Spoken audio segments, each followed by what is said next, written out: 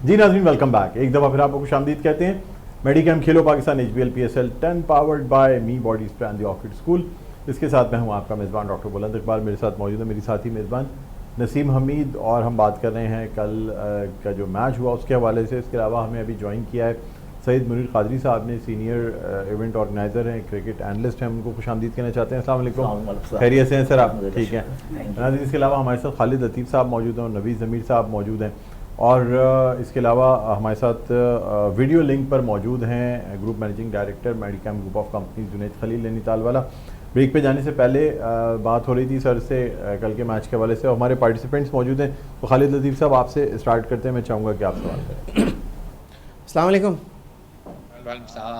अच्छा जुनैद भाई, ये बताइएगा इस्लामाबाद यूनाइटेड जो है वो नंबर 1 पे चल रही थी, एकदम 3 मैच हार गई, और जिस तरह की क्रिकेट उन्होंने खेली वो हम सब ने ही देखी है। और आज से पहले भी ऐसा होता रहा है, जो टीमें जो हैं वो बहुत टॉप पे चलती थी, एकदम से वो मैचेस हारती थी और पॉइंट टेबल पे सब इक्वल हो जाते थे। कोयटा एक टाइम पे ऐसा लग रहा था कि वो पेशावर ज़ल्मी और मुल्तान सुल्तान के साथ रही है, वो नंबर 1 पे।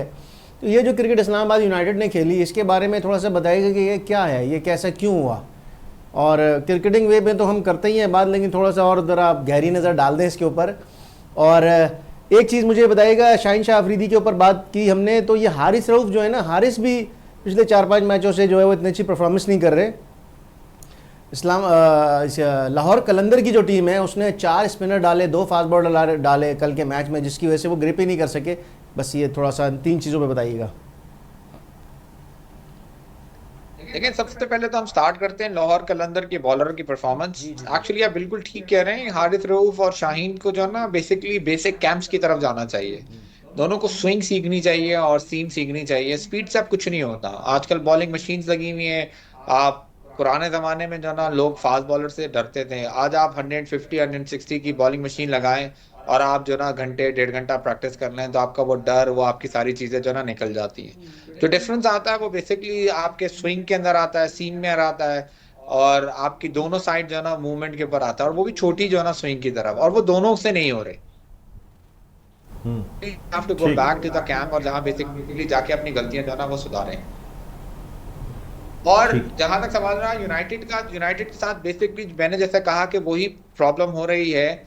जो उनका प्लस पॉइंट था वही उनका नेगेटिव पॉइंट जो है ना शुरू हो गया। साहबजादा फरहान की परफॉर्मेंस जो है ना वो आहिस्ता आहिस्ता आहिस्ता आहिस्ता नीचे जाना शुरू हो गई, और basically they were too much rely on allrounders. Azam Khan से रन नहीं हो रहे, शादाब ऑलराउंडर इंजर्ड होकर बाहर चले गए, इमाद वसीम ऑलराउंडर, उनसे जो है ना वो बॉलिंग और बैटिंग जो है ना वो दोनों नहीं हो रही। तो ओवरऑल आई थिंक कि उनको किसी ना किसी तरीके से अपनी वेटरन क्रिकेटर्स को जो है ना वो बाहर बिठाना चाहिए। मैं बोलता हूँ दुनिया में कोई चीज भी बड़ी जो है ना वो इंस्टीट्यूट से नहीं होती।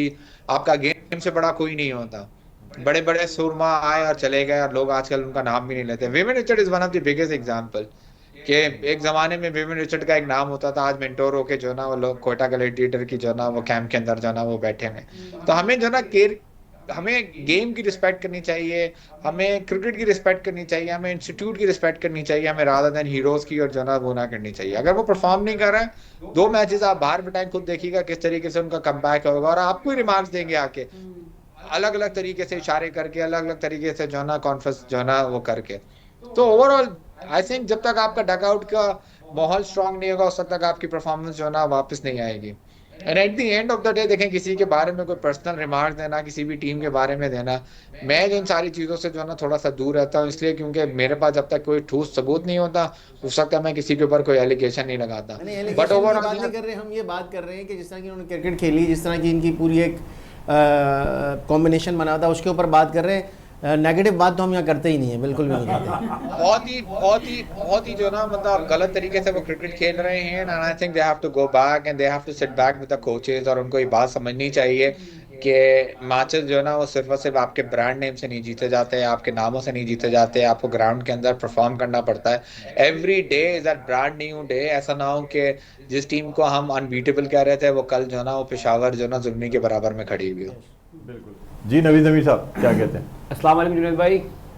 जी जुनैद भाई, मैं आपसे छोटा सा सवाल ये करना चाह रहा था कि इस वक्त इस PSL के अंदर जो हम देख रहे हैं, जो यंगस्टर की परफॉर्मेंस निकल के सामने आई है, स्पेशली इरफान खान नियाजी की, साथ बेग की बैटिंग भी कल देखें, बहुत अच्छी बैटिंग इन्होंने की है, 14-15 बॉलों में 25 रन करके दिए अपनी टीम को।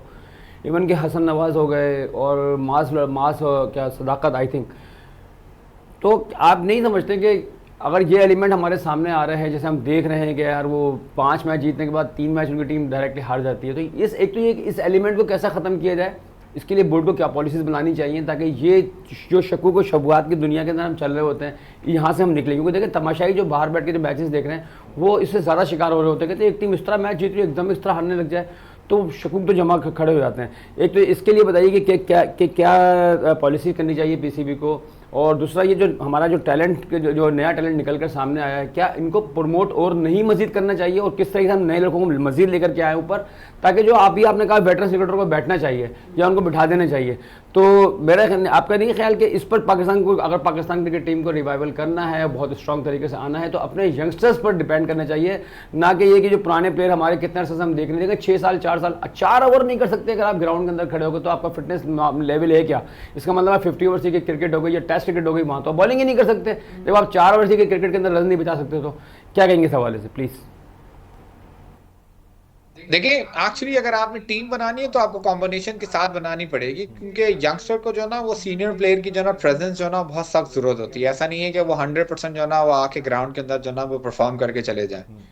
बट T20 जो ना it's a very very very gutsy game. उसके अंदर आपको जो ना वो दिलेरी चाहिए होती है, अब वो यंगस्टर के अंदर ज्यादा दिलेरी होती है रादर देन जो ना एक सीनियर प्लेयर के अंदर, अनटिल एंड अनलेस वो बाय बॉन्ड ही ऐसा ना हो, जैसे उसका लेवल शाहिद अफरीदी वार्नर जैसा ना हो, तो फिर तो आपके अंदर जो ना बाय बॉन्ड जो ना दिलेरी मौजूद होती है। बट ओवरऑल आपको जो ना यंगस्टर की बहुत सख्त जरूरत है आपकी टीम के अंदर, जो बेसिकली फेयरलेस जो ना वो क्रिकेट खेलें, और ये फेयरलेस क्रिकेट ही आगे आने वाले वक्तों के अंदर आपको जो ना कोई ट्रॉफी जितवा सकती है। क्योंकि जब तक आप इंटरनेशनल लेवल की, क्योंकि अब सब फेयरलेस खेल रहे हैं, कोई भी जो है ना 200 से कम रन जो ना बनाने के बारे में सोचता नहीं है। अब आप हमारे पड़ोसी मुल्कों में देखें, 200 रन बनाते हैं, 1 रन से 1.5 रन से जो ना वो मैचेस जो जीत रहे हैं, 4 रन से वो मैचेस जीत रहे हैं। तो नजर आ रहा है कि भाई सिर्फ इंटेंस भी जो है ना है कि 200 रन किस तरीके से हमने चेस करने हैं। ये क्रिकेट आपको अपने अंदर जो ना वो लेकर आनी, जब आपका मुकाबला ऐसी टीमों से होगा जहां पर आप 150 160 रन के बारे में सोच रहे होंगे, वो 220 230 रन के बारे में सोच रहे होंगे। जब आप लोग एप्लीकेशन करने के लिए जाएंगे वो अपना स्कोर कर जाएंगे, जैसे आपके सामने 200 रन पड़ेंगे नहीं, आपने तो कभी जिंदगी में 200 रन के बारे में सोचा नहीं था। वहां आपको यंगस्टर्स आएंगे, आपको इरफान खान जैसे, आपको माज जैसे, आपको साहबजादा फरहान जैसे, और इनका मिक्सिंग बना के ना आपको फिर जो ना एक कॉम्बिनेशन बना के जो ना टीम बनानी चाहिए, और उनको बेसिकली टाइम देना चाहिए। इससे पहले सबसे पहले पाकिस्तान ए को एक्टिव होना पड़ेगा, और आपको पाकिस्तान ए में ना टूर्स कराने पड़ेंगे, सही है, ताकि आप डिफरेंट जो ना सरजमीन के ऊपर जाके जो ना क्रिकेट खेलें। Direct Pakistan is not the solution. हमने अभी देखा कि न्यूजीलैंड जो ना वो पूरी पाकिस्तान यंगस्टर गई और बेचारों के साथ क्या हुआ, उसमें उनका कोई कसूर नहीं था। अगर ये पहले पाकिस्तान ए जाती तो उनका बिल्कुल लेवल जो ना डिफरेंट होता। प्लस दूसरा जो ना हमें पीएसएल के अंदर एक चीज ऐड ऑन दोबारा से करनी पड़ेगी, जो इमेच्योर क्रिकेटर्स हुआ करते थे एक जमाने में, 19 से प्लेयर्स आया करते थे, अंडर 20 से प्लेयर्स आया करते थे, एक सेगमेंट हुआ करता था, वो हमने बिल्कुल ही जो ना वो खत्म कर दिया। वो हमें दोबारा से इनको इंट्रोड्यूस करना पड़ेगा, ताकि आपका जो अंडर 19 खेल कर आए उनको मौका मिले। कासिम उमर एक जमाने में बड़े जो ना हाइप हुई थी पाकिस्तान क्रिकेट के अंदर, ऑलराउंडर जो ना निकला था, आज कहाँ बैठे हैं किसी को भी नहीं मालूम। तो ये वो सारी चीजें जो बेसिकली हमारी यहाँ गलतियां हुई हुई हैं और गलतियां होती जा रही हैं, और अगर हमने फ्यूचर में इसको सही नहीं किया तो मुझे नहीं लगता कि हमारा फ्यूचर जो ना क्रिकेट का बहुत ब्राइट है। बिल्कुल जुनैद साहब आप सही कह रहे हैं। आज के अगर मैच की अगर बात करें तो मुल्तान सुल्तान और पेशावर का मैच है आज, तो आप देखते हैं कि मुल्तान सुल्तान तो ऑलरेडी बाहर हो चुकी है इस टूर्नामेंट से, लेकिन पेशावर के लिए अब आने वाले मैचेस कितने इंपॉर्टेंट है कि वो अपनी परफॉर्मेंस बेहतर करके और पॉइंट्स टेबल पे भी आ गया है, तो उसकी परफॉर्मेंस आज के मैच के हवाले से कितनी ज़रूरी है? देखिए अगर मैं रिजवान की जगह हूं तो सबसे पहले तो मैं खुद बाहर बैठ जाऊं, ताकि यंगस्टर जो बेसिकली ग्राउंड में जाने के लिए तड़प रहे हैं, इससे अच्छा मौका उनके पास नहीं होगा। क्योंकि Multan has nothing to lose, वो तो 6ठे नंबर से जो है ना वो 5वें नंबर पे तो आ नहीं सकते, और 5वें नंबर पे आ भी जाए तो उनको क्या मिलेगा। तो सबसे पहले आप यंगस्टर्स को मौका दें, जो बेसिकली बेंच में जो है ना इंतजार करते हैं कभी ना कभी हमें मौका मिले और उनको परफॉर्म करने का वो मिले। तो पेशावर तो फेयरलेस क्रिकेट खेलेगी, उनको कोई फर्क नहीं पड़ेगा, हारने से भी नहीं फर्क पड़ेगा, जीतने से भी फर्क नहीं पड़ेगा। पर या this is a very important match for Peshawar, उनका कमबैक बहुत जरूरी है, बाबर आजम के लिए बहुत जरूरी है। लास्ट हमने मैच में देखा कि उन्होंने बहुत ही वाइज जो ना डिसीजन लिया, और उन्होंने 1 डाउन जाके जो ना बैटिंग किया, 47 बॉलों पे 53 रन जो ना वो स्कोर किए, जिससे उनका थोड़ा सा कॉन्फिडेंस लेवल भी आया होगा वापस, और साथ साथ जो ना जो उनके ऊपर थोड़ा सा क्रिटिसिज्म हो रहा था वो भी कम होगा। और जिस तरीके से मैचेस और जिस तरीके से आपका पॉइंट टेबल हिल रहा है उसमें भी पेशावर को जो ना नजर आना शुरू हो गया कि नहीं नहीं अब now they can make a way. तो ओवरऑल आई थिंक ये पूरा मैच जो ना पेशावर के लिए इंपॉर्टेंट होगा। मुल्तान तो जो आए क्रिकेट खेले पिकनिक बनाए और बाहर चला जाए। ठीक है जी, मुनीर कादरी साहब क्या कहना चाहेंगे? मुनीर भाई, बात यह है कि अभी साद बेग और सादत वगैरह की बातें हो रही हैं। कल जब साद बेग ने बैटिंग की और 2 उन्होंने 6 लगाए तो बड़ा उनके ऊपर मतलब बहुत वावेला हुआ कि ज़बरदस्त मतलब ये बैटिंग करेंगे। मैं समझता हूँ कि जो आपकी बात पहली है कि एक दफ़ा पूरी टीम यंगर पर जो है वो ना डाली जाए बल्कि सीनियर के साथ उसकी अटैचमेंट हो। तो ये साद बेग हो या दीगर लोग हुए, उमर बिन यूसुफ एक आपको मालूम है अभी भी आए हुए हैं, लेकिन वो चीज़ नहीं है जो उस ज़माने में आए थे। रमीज़ राजा जूनियर एक थे, एक रमीज़ अजीज़ थे, वो भी बड़े T20 के माने हुए डोमेस्टिक हबीब बैंक से खेल कर आगे नाम कराया था। आप क्या समझते हैं कि इनके लिए टेक्निक ज़रूरी है या पावर प्ले ज़रूरी है जो नए मतलब बैटर आ रहे हैं? देखिए जितने भी नए बैटर आ रहे हैं ना उनके लिए पावर हिटिंग विद टेक्निक जो है ना इट्स वेरी इंपॉर्टेंट। और बेसिकली उनको इस चीज का ख्याल रखना चाहिए कि उनका अपना प्लस पॉइंट क्या है। अब अगर हम डिफरेंट बैट्समैन को डिफरेंट तरीके से देखते हैं तो हर एक आदमी विराट कोहली या बाबर आजम की तरह अच्छा कवर ड्राइव नहीं मार सकता। तो मैं अगर ये सोचूं कि यार मैं भी कवर ड्राइव मारना शुरू कर दूं, या कोई भी यूनुस खान जैसा जो है ना वो स्वीप नहीं खेल सकता, कोई भी जो है ना वो रिकी पॉन्टिंग जैसा पुल नहीं खेल सकता। So you yourself has to realise कि आपकी क्या स्ट्रेंथ है और आपको उसकी अपनी स्ट्रेंथ के ऊपर ज्यादा से ज्यादा जो ना वो काम करना चाहिए और ये सोचना चाहिए कि मैं अपनी स्ट्रेंथ को किस तरीके से डबल जो ना वो स्ट्रेंथेड करूं। और फिर जाके जो ना वो कौन कौन से मेरे ऐसे फ्लॉज हैं, कौन कौन सी ऐसी जगह हैं जो बेसिकली मुझे छोड़ना चाहिए, जहां पर मुझे हिट्स नहीं करना चाहिए।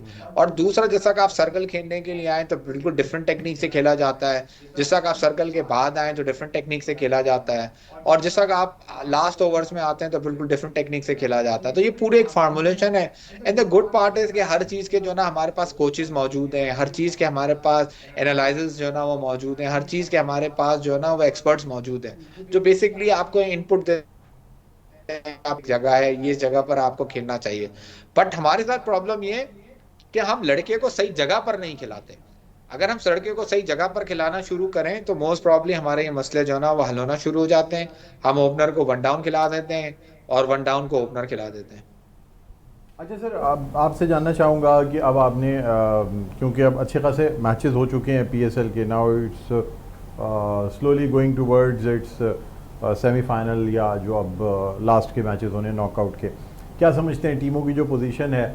क्या कोयटा ग्लैडिएटर को इसी तरह फर्स्ट नंबर पे देखेंगे और फिर बाकी उन्हीं के साथ जो दूसरी टीम है इस्लामाबाद यूनाइटेड सेकंड, फिर कराची किंग्स और फिर लाहौर कलंदर, या आप समझते हैं कि अभी फिर शफल आएगा और हो सकता है कि कोयटा फर्स्ट नंबर पे ना रहे या इस्लामाबाद यूनाइटेड दोबारा ऊपर आ जाए? क्या समझते हैं सर? देखिए मेरे ख्याल से सबसे पहले तो आपका टेबल जो है ना वो आज के मैच से जो है ना क्लियर हो जाएगा। अगर आज पेशावर हार गया तो पेशावर का भी ऑलमोस्ट जो है ना एग्जिट का टिकट जो है ना वो लग जाएगा। तो ओवरऑल आज का मैच जो है ना वो तमाम ऊपर की 4 टीमों के लिए जो है ना बड़ा इंपॉर्टेंट है। और हर टीम जो है ना वो बेसिकली खेलती क्या है, फर्स्ट 4 के लिए खेलती है। लाहौर के तो जैसे ही उनको फर्स्ट अगर नेक्स्ट पेशावर ज़ल्मी लाहौर को हरा देता है आज का मैच जीतने के बाद, हाँ तो पहले तो हर टीम जो ना +4 के लिए खेलती है कि यार मैं पहले फर्स्ट 4 के अंदर किसी ना किसी तरीके से क्वालिफाई कर जाऊं। हाँ अब कोयटा के लिए जो ना चैलेंज जो ना वो डबल हो गया है क्योंकि वो एक ऐसी जगह के ऊपर पहुंचे हैं जहां पर उनसे एक्सपेक्टेशन नहीं की जा रही थी और उनको अब अपनी जगह जो ना रिटेन करनी पड़ेगी। कोयटा के साथ इस दफा फायदा ये है कि उनके पास बड़े एक्सपीरियंस किस्म के जो ना प्लेयर्स मौजूद हैं, जिसके अंदर मोहम्मद आमिर हो गए, रेस्क्यू हो गए, पता नहीं बड़ा मुश्किल सा उनका जो ना नाम है, it's a very season player. और ओवरऑल जिस तरीके से उन्होंने सरफराज पे कुर्बानी ली है वो भी जो ना कहीं उनको जो ना वो पे ऑफ हो रही है क्योंकि आपका डगआउट का जो ना वो जो बहुत जरूरी होती है। स्ट्रेटेजी एंड प्लानिंग वहां से जो बैठ के हो रही होती है उससे भी फर्क पड़ रहा है कोयटा की टीम को। बिल्कुल बाहर बैठ के भी जो प्लानिंग हो रही है तो overall I think they are going good और उनके पास एडिशनल प्रेशर आ गया कि अब वो जो ना वो मेंटेन करें नंबर 1 और number 2 spot. And I hope कि वो करते रहें क्योंकि अगेन कराची की क्रिकेट नदीम उमर साहब की वजह से बहुत ही जो है ना वो रौनक लगी रहती है और we always want him to perform well. बिल्कुल सर, और ज़्यादातर PSLs में कोयटा की वैसे परफॉर्मेंस अच्छी रही है। लास्ट के कुछ PSL एडिशंस थे जिसमें परफॉर्मेंस डाउन हुई थी कंटिन्यूसली, अदरवाइज तो फर्स्ट PSL से ही कोयटा की टीम बहुत अच्छी परफॉर्म करती रही थी। बहरहाल चलिए सर, तो बस फिर आज के मैच में आप समझते हैं कि मुल्तान सुल्तान या पेशावर ज़ुल्मी? मुझे तो पेशावर ज़ुल्मी नजर आता हाँ, क्योंकि सर मुल्तान के पास खोने के लिए कुछ है भी नहीं ना, नथिंग टू लूज। बहरहाल सर बहुत बहुत शुक्रिया प्रोग्राम के लिए आपने वक्त निकाला। नाजरीन, group managing director Medicam group of companies Junaid Khalil Nainitalwala हमारे साथ मौजूद थे। एक वक्फा लेते हैं, वक्फे के बाद दोबारा आपकी खिदमत में हाजिर होंगे, यहीं से प्रोग्राम को दोबारा कंटिन्यू करेंगे। देखते रहिए मेडिकैम खेलो Pakistan HBL PSL 10 powered by me body spray and the office.